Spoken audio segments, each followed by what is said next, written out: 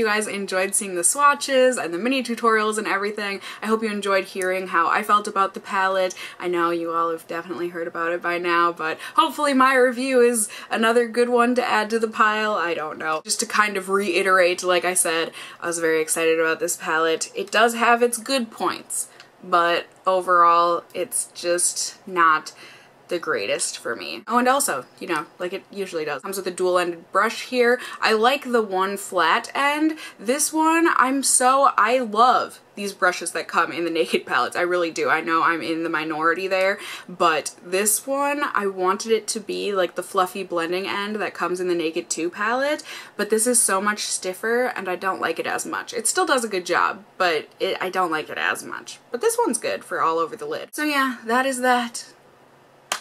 I am closing this chapter of my Naked palette life. I'm being dramatic here, but anyways, I hope this review was helpful for you guys in seeing whether or not the Urban Decay Naked Heat palette is going to be something that you are going to want to purchase in the future. If it was helpful and or enjoyable for you, please do go ahead and give me a thumbs up down below. I would really appreciate it. And if you're new here, Hey, hi, hello, how are you? You can go ahead and subscribe if you want to see more content from me in the future. I would love to have you here. And as always, I just hope you guys are all doing well. And until next time, just stay well until then. Bye!